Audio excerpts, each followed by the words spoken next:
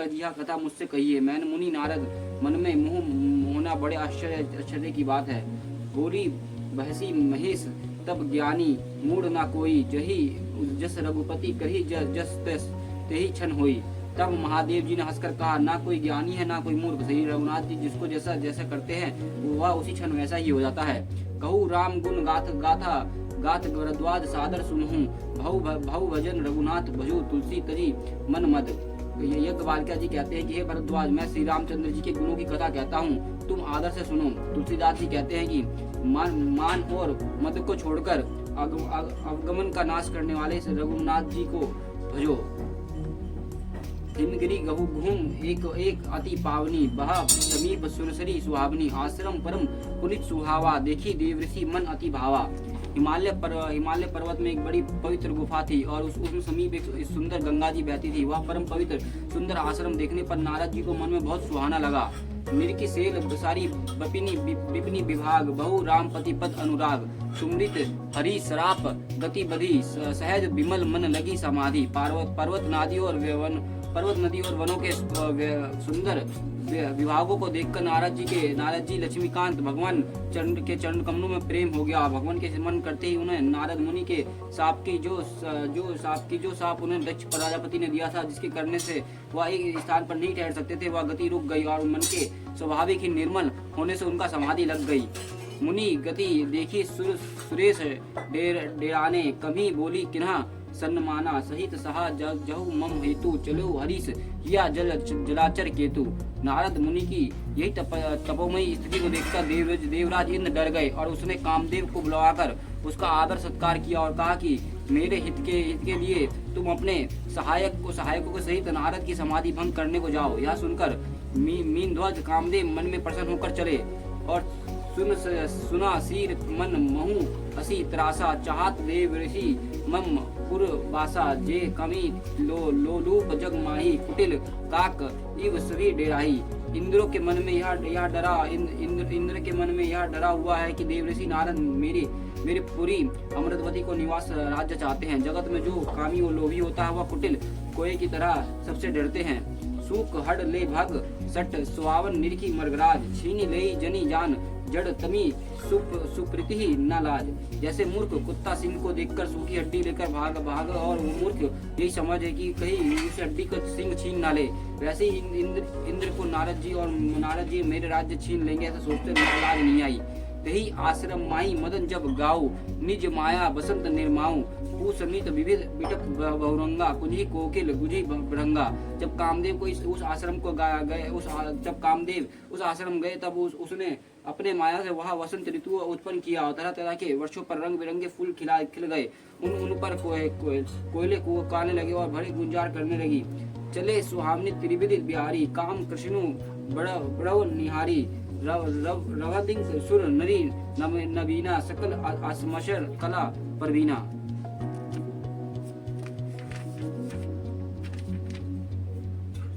कामगिनी को भड़काने वाले 3 प्रकार के शीतल मंद और सुहानी हवा चलने लगी और रंभा और आदि लोग युविता देव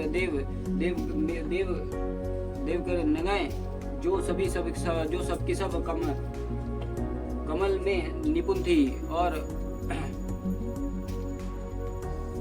कामकला में निपुण थी। करही गान बहुत तन तरंगा, बहुविधि गृहिणी पनी पतंगा, देखी सहा मदन हर्षाना, किन्हीं पुनी प्रपंच विधि नाना। वो बहुत प्रकार की तरंगों को साथ गाने लगी और हाथों में गेंद लेकर नाना प्रकार के खेल खेलने लगी। कामदेव अपने इन सहायकों को देखकर बहुत प्रसन्न हुआ और फिर उसने नाना प्रकार के माया जाल किया।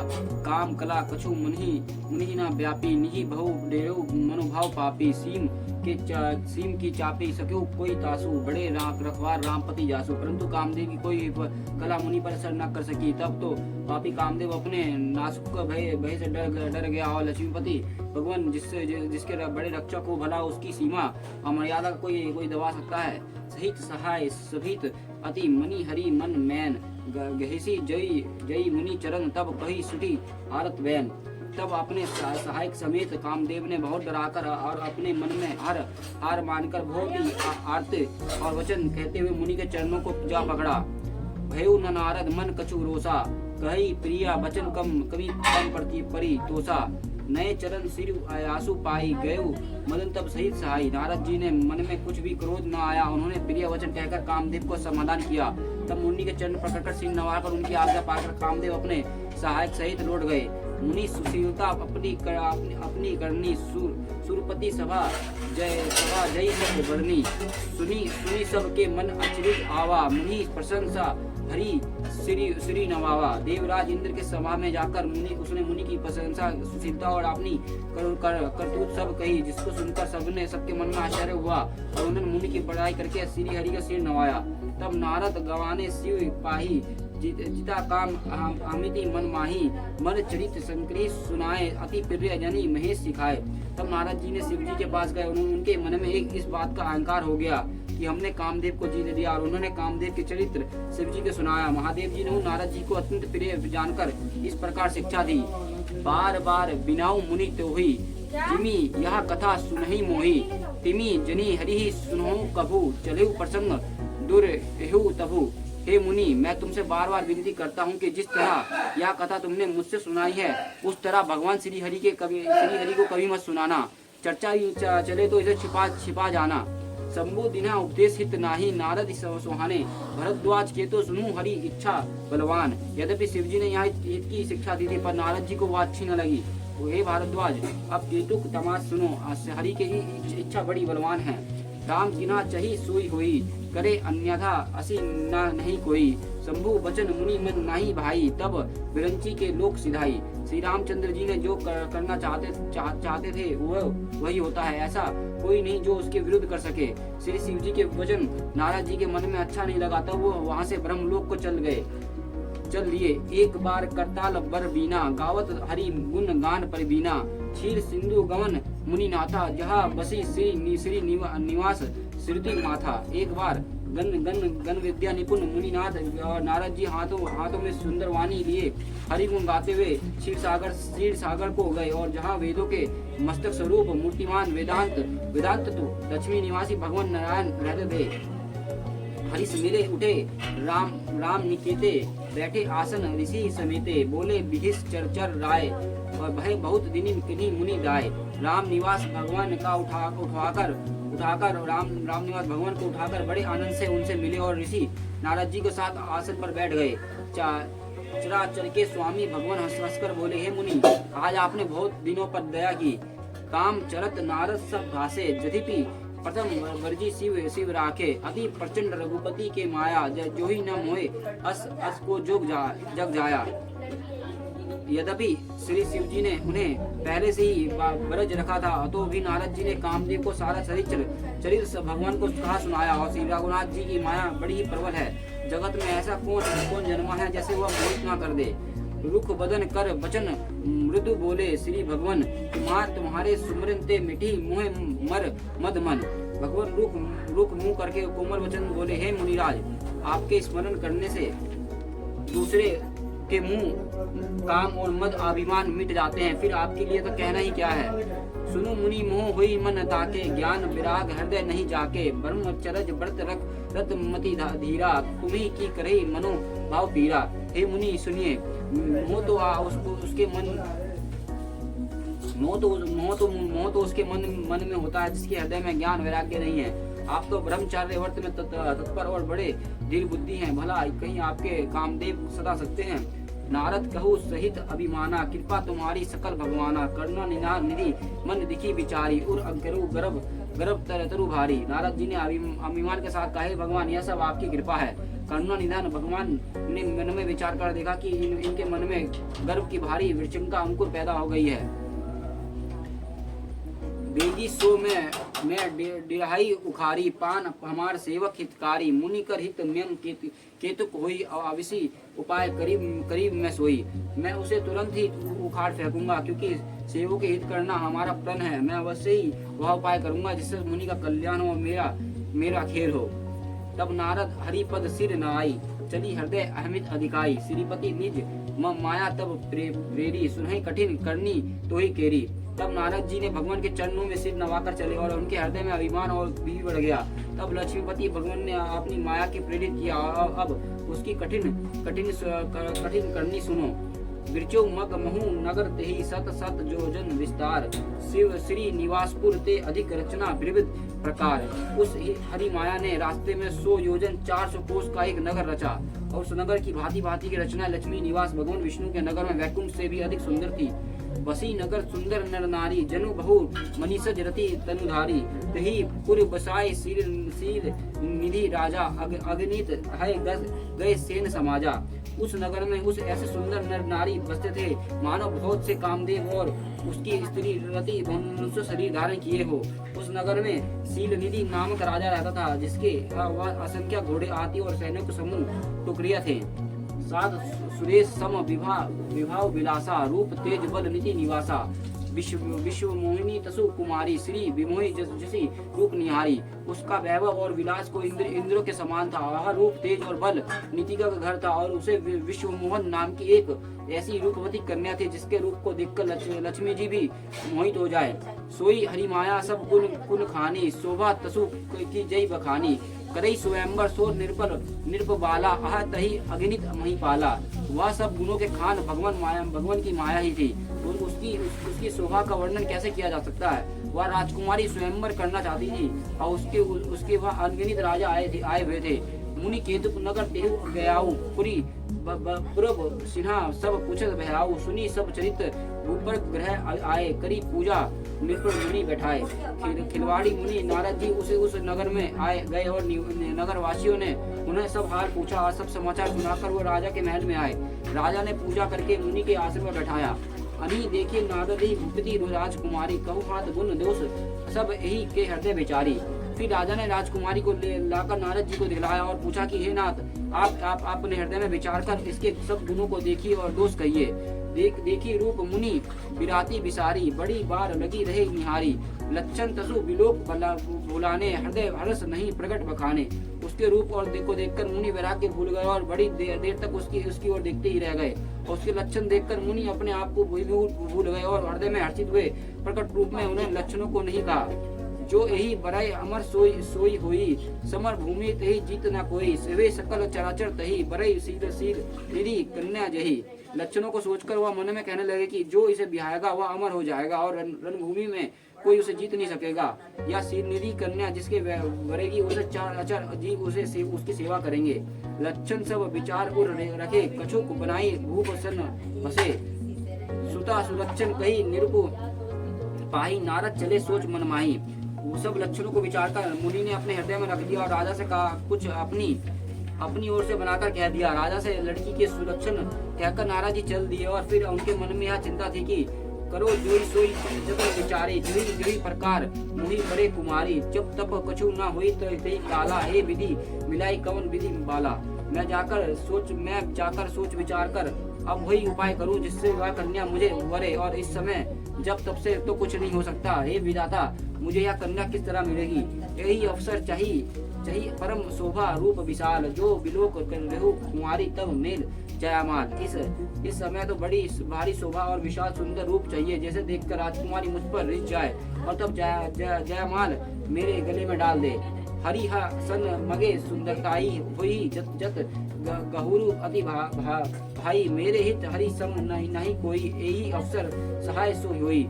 एक काम करूं कि भगवान से सुंदरता मांगू, पर भाई उनके पास जाने में तो बहुत देर हो जाएगी, किंतु श्री हरि के समान मेरा हेतु भी कोई नहीं है, इसलिए उस समय में वही मेरे सहायक हैं।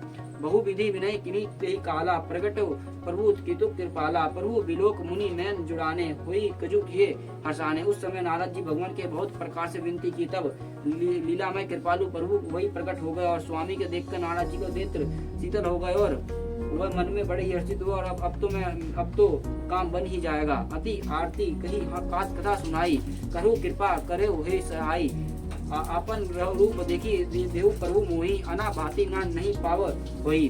नारद जी ने बहुत अधीन होकर सब कथा सुनाई और प्रार्थना की, कृपा कीजिए कि कृपा करके मेरे सहायक बनिए, हे प्रभु आप अपना रूप मुझको दीजिए।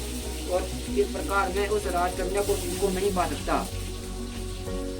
जोई विधि नाथ वही इत मोरा, करो जो होगी दसम मैं तोरा, निज माया बल देखी विशाला, ये हंसी बोल दीन दयाला। हे नाथ, जिस तरह मेरे हित हो आप वही शीघ्र कीजिए। मैं आपका दास हूँ। अपनी माया के विशाल बल देख दीन दयालु भगवान मन ही मन हंसकर बोले, यही विधि हुई परम हित नारद सुने तुम्हारा, सोई हम करब न आन कछु वचन न मचा हमार। हे नारद जी सुनो, जिस प्रकार आपका परम हित होगा हम वही करेंगे, दूसरा कुछ नहीं, हमारा वचन असत्य नहीं होगा।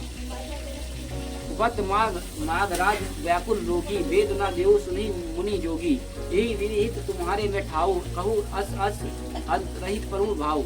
हे योगी मुनि सुनिए, रोग से व्याकुल रोगी कुपुत्र मांगे तो वेद उसे नहीं देते, इसी प्रकार मैंने भी तुम्हारी हित करने की ठान ली है। ऐसे कहकर भगवान अंतर ध्यान हो गए।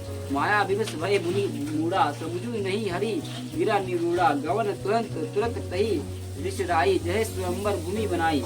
भगवान की माया और विषीभूत हुए मुनि ऐसे मूड हो गए कि भगवान की अगुण और वाणी को भी नहीं समझ सही गए। और ऋषिराज नारद जी तुरंत ही वहाँ गए और जहाँ स्वयंवर की भूमि बनाई गई थी, निज निज आसन बैठे राजा, बहुत मानव बनव कर सहित रमाजा। मुनि माँ मन हरस रूप अति मोरे, मोहे तजी अनि बरी न भोरे। राजलोक खूब सजकर समाज सहित अपने अपने आसन पर बैठे मुनि नारद मन ही मन प्रसन्न हो रहे थे कि मेरा रूप बड़ा सुंदर है, मुझे छोड़ कौन कन्या भूलकर भी दूसरे को ना वरेगी। मुनि हित करण कृपा निदान, दिना रूप न जई बखान, सो चरित लिखी कहूँ न पावा, नारद जनी सभी सिर नवाव। कृपा निदान भगवान को मुनि ने कल्याण के लिए उन्हें ऐसा रूप बना दिया कि वह जिसका वर्णन नहीं हो सकता, पर वह चरित्र कोई भी नहीं जान सका। सबने उन नारद जी को जानकर प्रणाम किया। रहे तहो तहा दुई रुद्र गंत जनी तो सब भरऊ, विप्रव देखत प्री परम केतुक तहु। वह दो शिव जी के गण भी थे, वह सब भेद जानते थे और ब्राह्मण का वेश बनाकर सीरत सारी लीला देखते फिरते थे, और वे भी बड़े मोजी थे। जी समाज बैठे मुनि जाई, हृदय रूप अमित अधिकाई, तही बैठे महेश गण देव, विप्र देश गति लखी न केऊ। नारद जी अपने हृदय में रूप को बड़ा अभिमान लेकर जिस समाज की पंक्ति में जाकर बैठे थे, वो ये शिव जी के दोनों गण भी बैठे गए। ब्राह्मणों को वेश होने के कारण उनकी उस चालाक कोई नहीं जान सका। हरि कूट नारदिक सुनाई, निकी दिनी हरि सुंदरताई, निजी राजकुमारी छवि देखी, इन्हीं विधि हरि जनी विशेषी। वो नारद जी को सुनाकर व्यंग वचन कहते, भगवान इनकी इच्छा सुंदरता दी है, इनकी शोभा देखकर राजकुमारी रीझ जाएगी और हरि वानर जानकर इन्हीं को खास तरह से भरेगी। मुनि मोह मन हाथ पराए, हंसी शंभु गण अति सुच पाए, यदि सुनी मुनि अटपटी बानी, समुझी न परई बुद्धि भ्रम सानी। नारद मुनि को मोह रहा था क्योंकि उनका मन में दूसरे के हाथ माया के वश में थे। शिव जी के गण बहुत ही प्रसन्न होकर हंस रहे थे, यद्यपि मुनि उनकी अटपटी बातों को सुन रहे थे और बहुत ही भ्रम से सनी हुई होने के कारण वह बातों को समझ में नहीं आती थी, उनकी बातों को अपनी प्रशंसा समझ रहे थे। कहूँ न लाख सो चरित विशेषा, सो स्वरूप निरुप कन्या देखा, मृगट बादन भयंकर देही, देखत हृदय क्रोध भी तही। यह इस विशेष चरित्र को किसने नहीं जाना, केवल राजकन्या ने नारद जी को वह रूप देखा और उनका बंदर का सा मुंह देखकर भयंकर शरीर देखते ही कन्या हृदय में क्रोध उत्पन्न हो गया। सखी संग ले कुमारी तब चली जनु राज मराल, देखी महापीप सब कर सरोज जयमाल। तब राजकुमारी सखियों के साथ लेकर इस तरह चली और मानो राज सिंहासन चल चल रही हो। वह अपने कमल जैसे हाथों में जयमाला लिए राजाओं को देखती हुई बोलने लगी। ये जैसी बैठ नारद फूली, सो दिस तो ही ना बिलो की भूली, पुनी पुनी मनी मुनि उकसाही अकुलाही, देखी दशा हर गन मुस्काई। जिस ओर नारद जी फूले बैठे थे और उस ओर भूल कर भी नहीं ताका, और नारद मुनि बार वो रुचकाते और छटपटाते और फूल की दशा देखकर शिव जी गण मुस्कुराते। धरी निरपतन तही गए कृपाला, कुवारी हरीश मिलो जयमाला, दुल्हन न ले गए लच्छी निवासा, निर्प समाज सब भय निराशा। कृपालु भगवान के राजा का शरीर धारण कर वह जा पहुंचे और राजकुमारी ने हर्षित होकर उनके गले में जयमाला डाल दिया। लक्ष्मी निवास भगवान दुल्हन को ले गए और सारी राजमंडली नाश हो गई। मुनि अति विकाल मोही अति मति नाठी, मणि गिरी गई छुटी जन गाठी, तब हर गन बोली मुस्काई, निजी मुकर बिलो कही जाई। मोह के कारण मुनि के बुद्धि नष्ट हो गई थी और उससे राजकुमारी को गई देख बहुत ही विकल हो गया और मन में गांठ से छूटकर मणि गिर गए। और तब शिव जी के गणों ने मुस्कुरा के कहा, जाकर दर्पण में अपना मुंह तो देखो। अस कही देहु भगे भय भारी, बदन देखी मुनि बड़ी निहारी। बेस बिल्ल के क्रोध अति बाड़ा, तिन्ही सराप तिन्ही अति गाढ़ा। ऐसा कहकर वे दोनों बहुत भयभीत होकर भागे और मुनि ने जल में जाकर अपना मुख देखा। अपना रूप देखकर उनको तो बहुत क्रोध आया। उन्होंने शिव जी के गणों को अत्यंत कठोर श्राप दिया। देहु निश्चर जय तुम्हें कपटी पापी देहु, हंसेउ हमी से लेहु फल बहुरी हंसेउ मणि को। तुम दोनों कपटी और पापी जाकर राक्षस हो जाओ, तुमने हमारी हंसी ही उसका फल चखो और अब फिर किसी मुनि के हंसी का करना। पुनि जल देखी रूप निज पावा, तदेपि हटे संतोष न आवा। प्रकट अधर कोप मन माही, सपदी चले कमलपति पाही। मुनि ने फिर जल में देखा तो अपना असली रूप प्राप्त हो गया। तब भी उन्हें संतोष नहीं हुआ। अनेक ओट फड़क रहे थे और मन में क्रोध भरा था। तुरंत ही वह भगवान कमलपति के पास चले। देहु सराप मरहिउ जाई, जगत मोरी उपहास कराई। विछई पंथ मिले धनु जारी, संग रमा सोई राजकुमारी। मन में सोचते जाते थे, वह जाकर या तो साप दूंगा या प्राण दे दूंगा। उन्होंने जगत में मेरी हंसी कराई है। दैत्यों के शत्रु भगवान हरि उन्हें बीच रास्ते में ही मिल गए और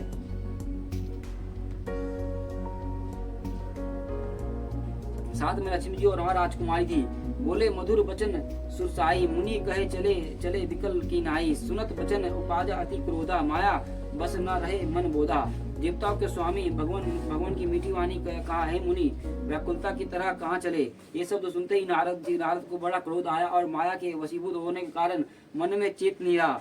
परम संपदा सकून न देखी, तुम्हारे ईर्षा कपटी विशेषी। मदत सिंधु रुद्री बिरहाऊ, सुर नहीं सुर नहा प्रेरी बस पन करहाऊ।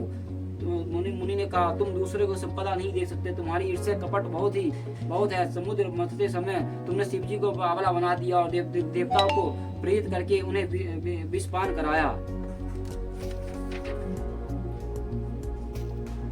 असुर सुरा विष शंकरी अपु राम मणि चारु, श्रद्धा साधक कुटिल तुम्हें सदा कपट व्यवहारू। असुरों को मदिरा और शिव जी को विष देकर तुमने स्वयं लक्ष्मी और सुंदर के मणि ले ली और तब तुम बड़े धोखेबाज और मतलबी हो, सदा कपट का व्यवहार करते हो।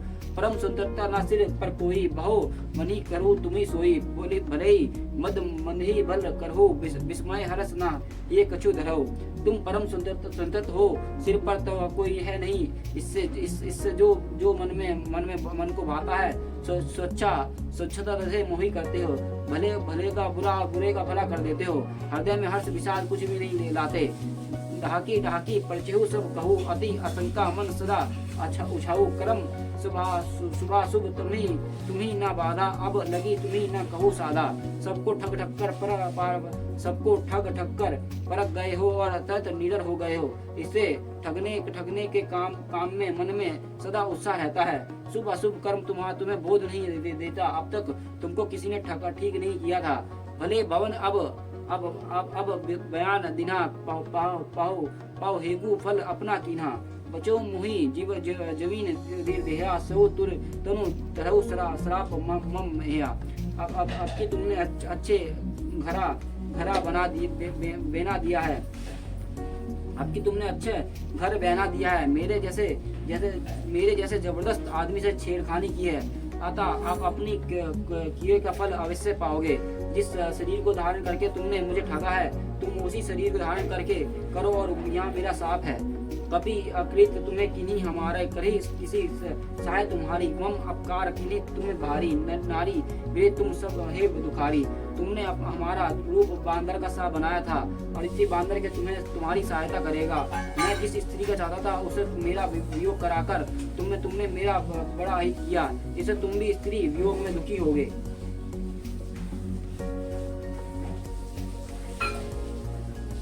श्राप शिशि धरी धीरिस किया, प्रभु अब बहु विनती कीन्हा।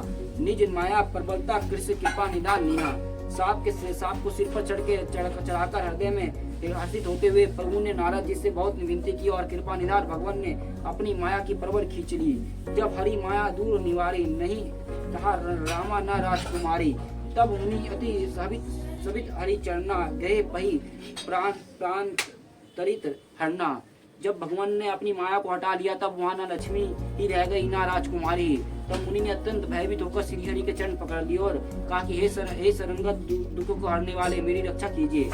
मर्ष हेऊ मम श्राप कृपाला मम इच्छा क्या दीन दयाला। मैं दुर्वचन कहा बहुत बहुत तेरा कहा मुनि पाप मिठी सबकी में मेरा। हे कृपालु मेरे साप मिथ्या हो जाए। तब दीनों पर दया करने वाले भगवान ने यह सब मेरी इच्छा से हुआ है। मुनि ने कहा मैंने आपके अनेक खोटे वचन कहे, मेरे पाप कैसे मिटेंगे। जेफु जय शंकर मत संत नामा होई हृदय तुरंत विश्रामा। कोई न निवा शिव समाना प्रिय मोरा।